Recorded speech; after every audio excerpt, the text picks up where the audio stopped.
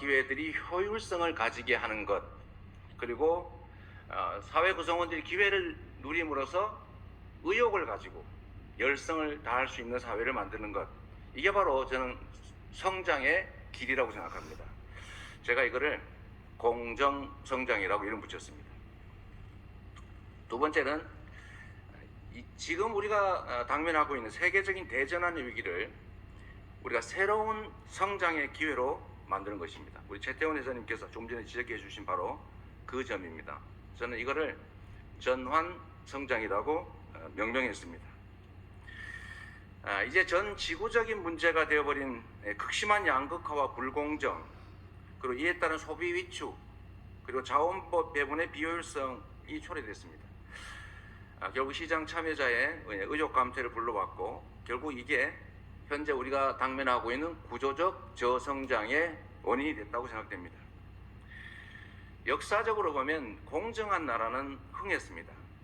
불공정한 나라는 체제 위기를 겪었고, 심하게는 체제 붕괴의 아픔을 겪었습니다. 격차의 완화, 그리고 공정성 확보가 시장 참여자의 창의와 혁신을 촉진하고 또 자원의 효율성을 높여서 결국은 성장을 회복시키고 지속적인 성장을 가능하게 할 것이다 라고 저는 믿습니다. 정부가 사람들의 또는 기업들의 욕망을 통제할 수는 없습니다. 다만 욕망을 추구하는 것을 허용을 하되 공정한 경쟁이 가능하도록 규칙을 만들고 그 규칙이 잘 지켜지도록 하는 것이 바로 정부의 역할이라고 생각합니다. 규칙을 어겨서는 이익 볼 수 없다. 그리고 규칙을 지켜서 손해보지 않는다라는 믿음이 있어야 예측이 가능하고 또 신뢰가 가능한 선진적인 사회가 됩니다. 파이를 키우려면 모든 부문과 영역 그리고 모든 지역에서 공정성을 회복해야 됩니다.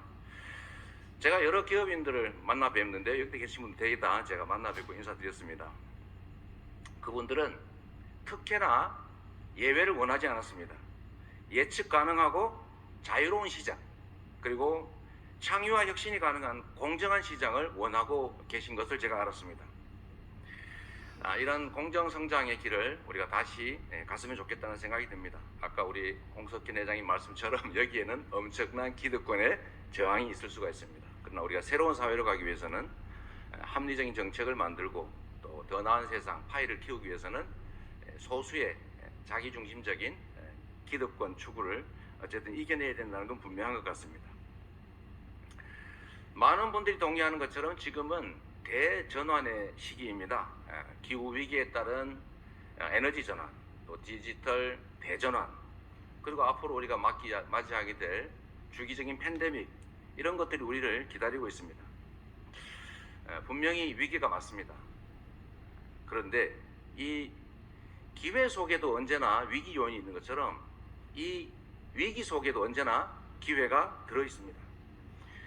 우리가 반발짝 늦게 가면 고단한 추격자의 신세를 면할 수 없겠지만 우리가 조금만 더 노력해서 반발짝만 앞서가면 무한한 기회를 누리는 선도자가 될 수 있습니다.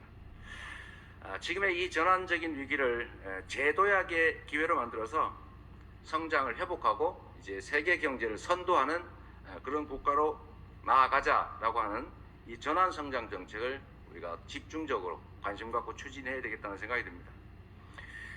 전환적인 위기를 기회로 바꾸려면 대공황 시대의 뉴딜 또는 최근에 미국 바이든 정부가 하고 있는 정책처럼 정부의 선도적이고 대대적인 과감한 투자가 반드시 필요합니다.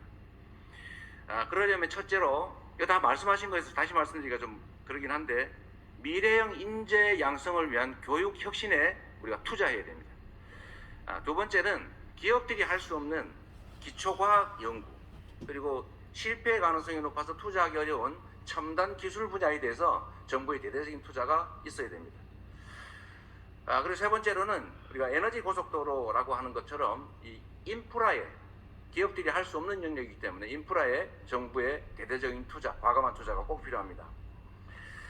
정부의 지원과 투자 속에서 기업들은 신속하게 산업 전환을 이뤄내고 그리고 신기술과 미래 신산업을 창출할 수가 있을 겁니다.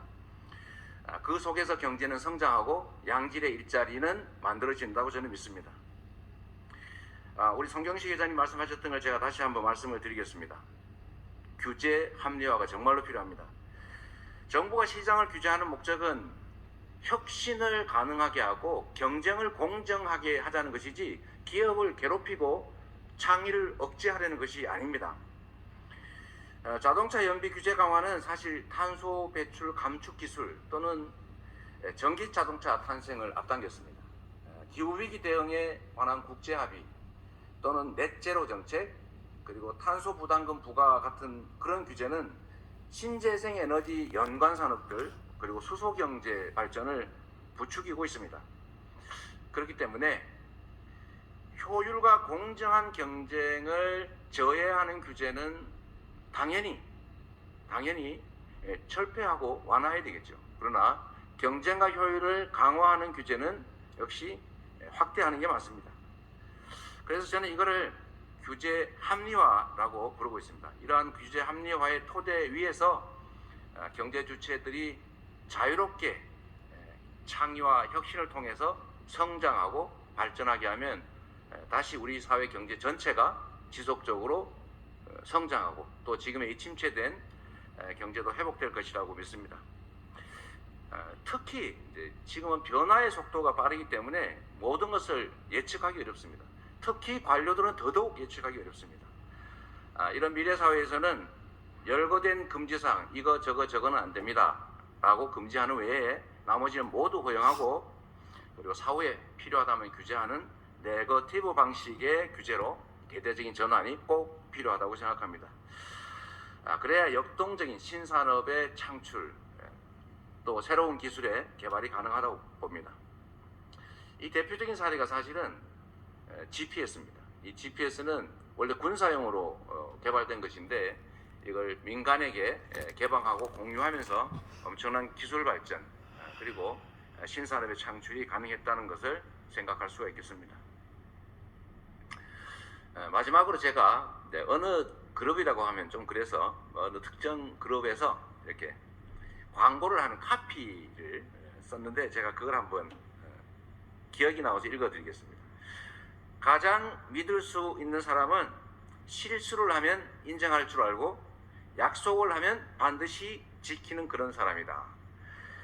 늘 원칙을 지키는 그리고 예측 가능한 사람이 믿을 수 있는 사람이다. 이렇게 했습니다. 이게 정말 제 가슴에 많이 와닿았습니다.